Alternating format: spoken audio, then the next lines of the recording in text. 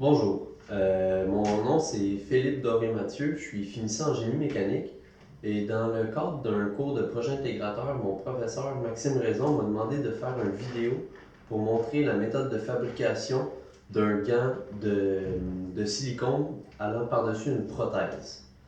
Donc, la première étape, ça va être de voir comment on fait le moule. Tout d'abord, on va avoir besoin d'un boîtier. Dans ce boîtier-là, on va mettre notre main et c'est dedans qu'on va mettre le plâtre. Le moule va être en plâtre, bien entendu. Il va être en deux parties. Donc, il va avoir le moule du bas qui va prendre l'empreinte du dessous de la main et le moule du haut qui va prendre l'empreinte du haut de la main. Donc, le boîtier sert à délimiter l'extérieur du moule et notre main sert à donner l'empreinte négative. Donc, on voit ici qu'on a deux pièces. J'ai utilisé du Coroplast. En fait, ces deux pièces-là servent à empêcher le plâtre de sortir du boîtier. Donc, il y a une découpe qui prend le profil de mon bras à l'endroit voulu. Ensuite de ça, dans le fond du boîtier, on va déposer de la cage à poules. C'est du treillis métallique. À quoi ça sert? C'est le même principe que le béton armé. Ça sert à renforcer le plâtre parce que si le plâtre n'est pas renforcé, lors du démoulage, quand on veut séparer les deux parties du moule, il y a des grands risques de cassure. Donc, puisqu'on veut que le moule soit réutilisable, on essaie d'éviter les cassures. Donc, on va mettre le treillis métallique au fond du boîtier, comme ça. Ensuite de ça, on va utiliser des clous. Les deux clous servent en fait à donner un bras de levier pour le démoulage. Donc, si on plante les clous de cette façon, le plâtre qu'on met ici va aller entourer le clou et donc le bout qui dépasse ici va nous servir de poignée. N'importe quelle tige métallique ou tige en bois rigide peut faire l'affaire. Ici, on utilise des clous avec les moyens du bord, mais une tige filetée en acier fait très bien l'affaire. Donc, ensuite de ça, première chose avant de couler le plâtre, c'est très important d'utiliser la vaseline. La vaseline, en fait, on va badigeonner de la vaseline partout sur les contours du boîtier, comme ça. On va étendre la vaseline. En fait, à quoi ça sert? C'est que la vaseline, c'est un corps gras. Et dans le fond, l'interface entre plâtre et bois, normalement, figerait ensemble. Donc, on ne serait jamais capable de sortir le moule du bas. Donc, la vaseline, ce qu'elle vient faire, c'est un corps gras qui va par-dessus le bras. Et donc, le plâtre, puisqu'il contient de l'eau, lorsqu'on le verse, va pas aller se coller sur le bras parce que la vaseline, c'est une substance hydrophobe, donc l'eau va jamais aller entrer en contact avec le bois du boîtier. Ensuite de ça, j'ai utilisé du plâtre K59, c'est au choix. Tout ce qu'on veut, c'est un plâtre qui a un faible retrait. Ça veut dire que c'est un plâtre qui ne va pas changer de volume en séchant. Ensuite de ça, dernière étape, juste avant de couler le plâtre et avant de déposer son bras pour obtenir l'empreinte du bas, c'est extrêmement important, c'est vraiment important de se mettre de l'huile sur le bras. Pour exactement la même raison qu'on met de la vaseline dans le boîtier, c'est que ton bras devient imperméabilisé, donc l'eau qui est dans le plâtre ne va jamais entrer en contact avec ta peau parce que si le plâtre entre en contact avec ta peau et qu'il n'y a pas d'huile, le plâtre va figer sur ta peau et donc quand tu vas démouler, il y a des parties de plâtre qui vont rester sur ta peau.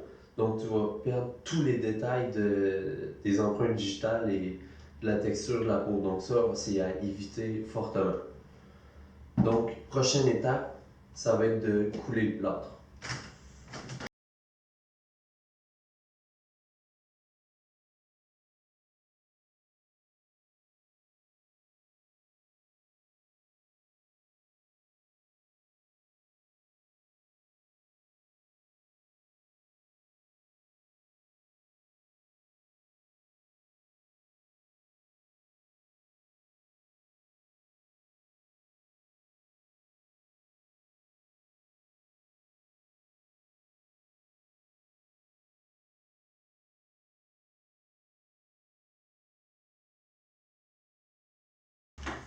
Ok. Donc, je me suis huilé le bras et Mathilde s'apprête à verser le plâtre.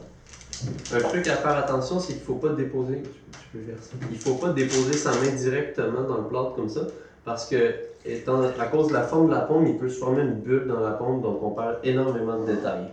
Vas-y, vas-y. Mets un peu ici. Ok. Ok. Là, essaie d'en mettre ici. Il faut que ça arrive jusqu'au rebord. Ok. Parfait.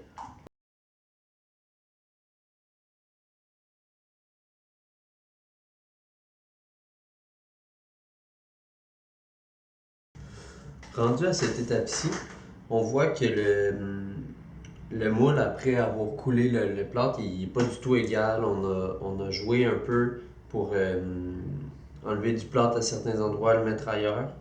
Donc, l'étape de maintenant, c'est de préparer le moule pour couler le moule du haut. Donc, pour ce faire, on va aplatir toute la surface autour des doigts pour qu'elle soit plate, plate, plate, plate, plate.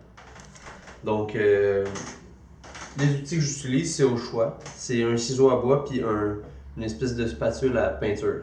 Donc, voilà, on procède comme ça. On, on enlève la matière.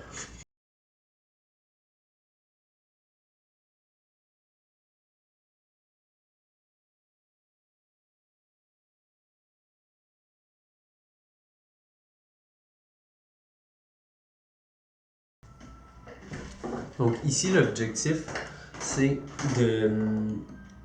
d'aplatir la surface jusqu'à temps d'arriver au milieu des doigts. Donc, il faut avoir le moule qui va jusqu'au milieu des doigts. Et donc, ça, c'est la hauteur optimale. Donc, on gruge partout pour avoir un moule au milieu de la main. Euh, Après une semaine, le moule du bas a séché. Ensuite de ça, lorsqu'il était séché, j'ai utilisé un ciseau à bois ou une spatule à peinture pour aplatir le haut du moule. Dans le fond, comment ça va marcher?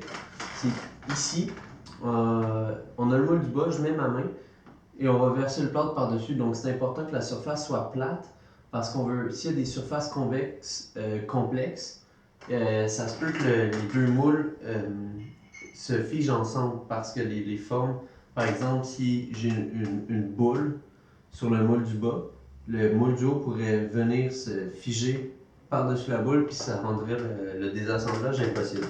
Donc c'est très important que ça soit relativement plat. Maintenant, j'ai utilisé de la vaseline pour graisser toute la surface du haut.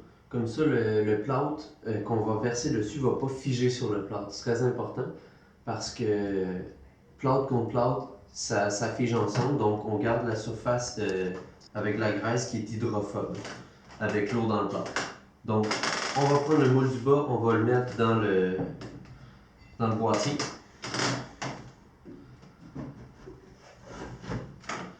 On va utiliser le même principe de treillis métallique. On va mettre les treillis métalliques ici. Comme ça. Donc, maintenant, on met la main.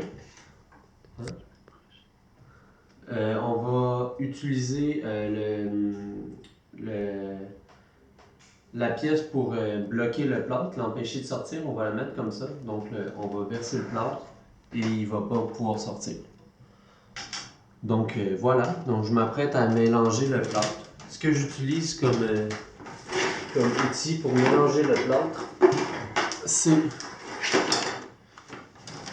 une personne et un embout custom que je me suis fabriqué avec des bâtons de popsicle.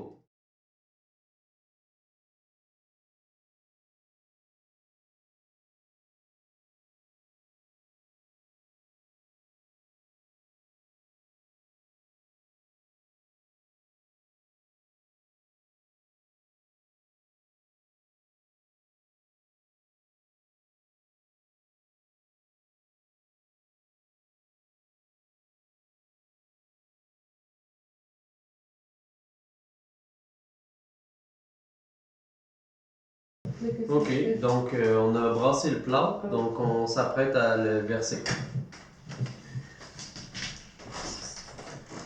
Donc c'est important quand on verse le plâtre de commencer par faire le tour de la main. Ça peut éviter la création de bulles.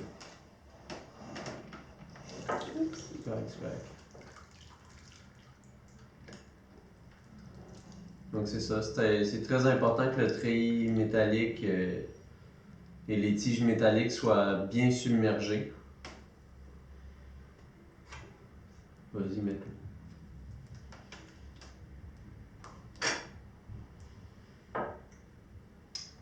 Et on attend que ça sèche.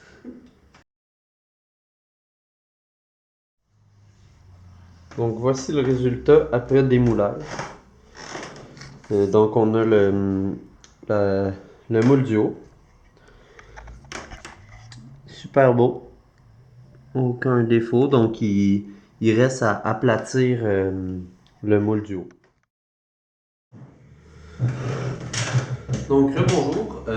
Aujourd'hui, le moule du haut a séché. Donc ça fait plusieurs jours qu'on attend qu'il sèche. Donc ce qu'on va faire aujourd'hui, c'est de couler la peau. Donc ce qu'on utilise, c'est du Dragon Skin. La marque, c'est Smooth On. C'est une espèce de caoutchouc. C'est une espèce de caoutchouc qui réagit chimiquement, donc avec le port A et port B. Donc comment ça marche? On met la même quantité de chaque substance. On les mélange.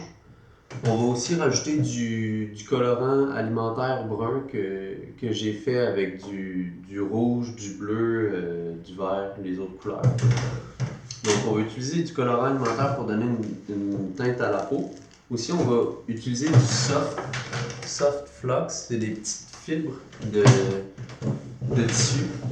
Ça donne une texture duvetteuse à la peau. Aussi ça la rend plus opaque, donc avec le colorant, on se retrouve avec une peau qui a un peu plus une couleur peau et qui est un peu plus opaque, donc pas transparente.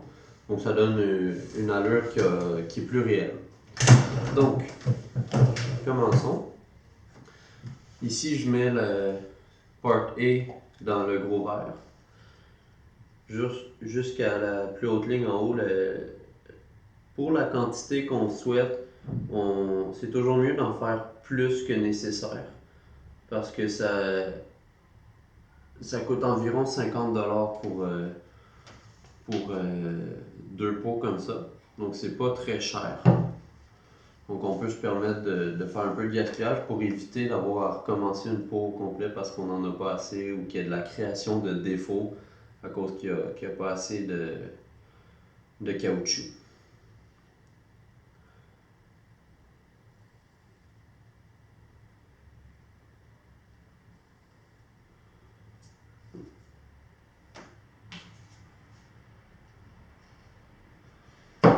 Donc voilà. Je vais tout de suite mettre des flux. Pour une main comme ça, c'est approximatif, mais je peux en mettre environ 2 cuillères, 2-3 cuillères. Là, c'est pas.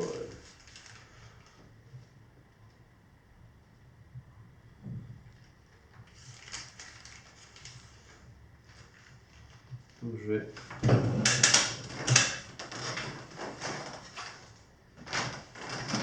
commencer à brasser tout de suite pour éviter qu'il y ait des gros motons de fibres.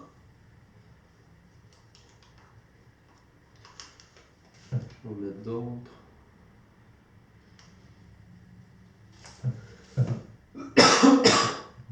Je vais verser la part B.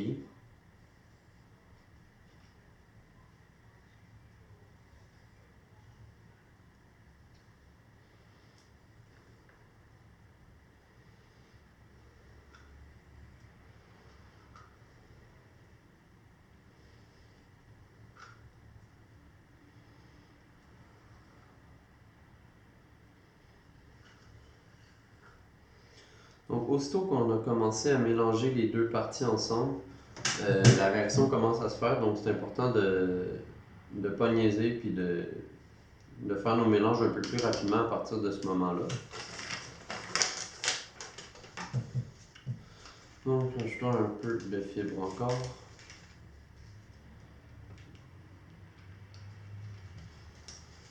On continue à brasser.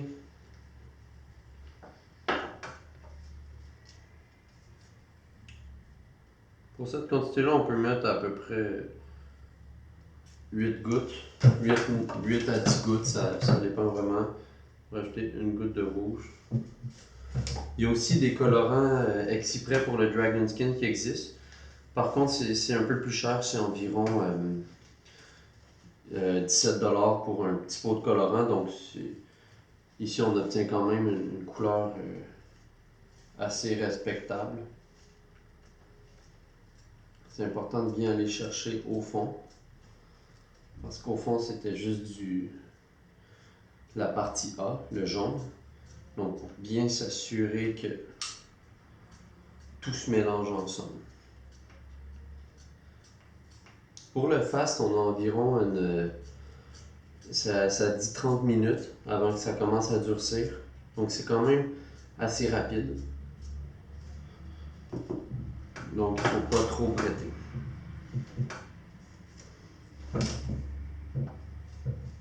Je vais rajouter 2 gouttes de brun. 3 tiens.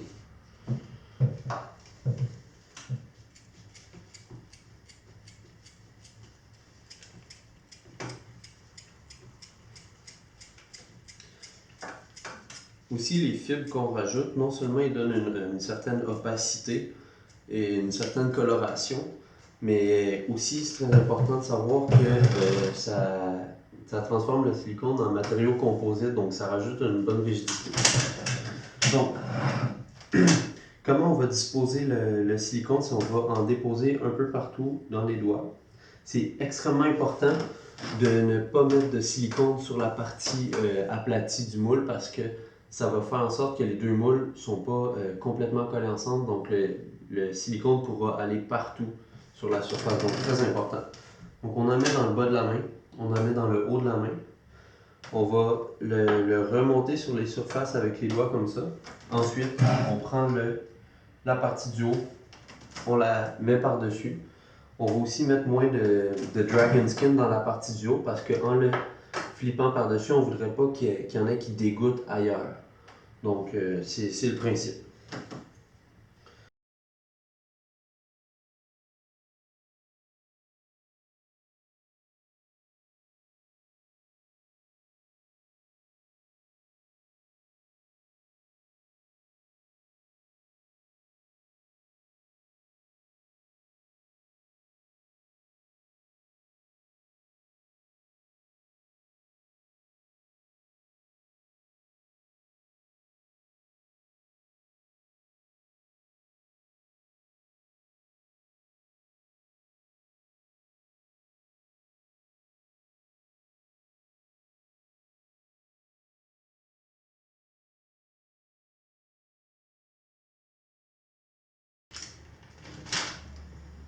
Donc, on est rendu à refermer les deux parties. Maintenant, il faut s'assurer qu'il n'y a vraiment pas de Dragon Skin sur les surfaces. Donc, on fait un dernier passage.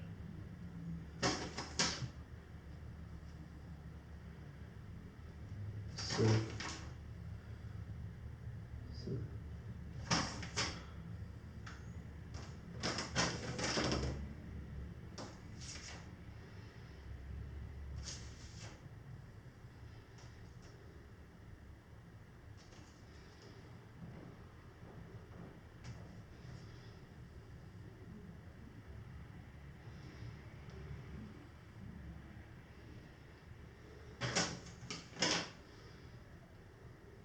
Parfait.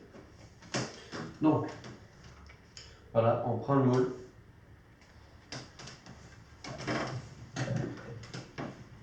Et on place.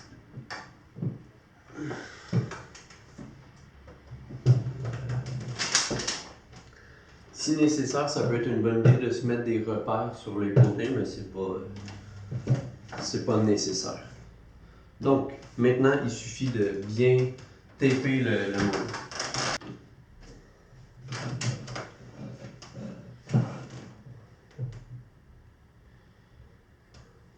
Donc on peut remarquer maintenant, je mets le moule dans différentes directions. C'est le principe du rotomoulage, c'est qu'on fait tourner le moule dans toutes les directions pour que le Dragon Skin aille sur toutes les surfaces. On le tourne à peu près à chaque 5 minutes.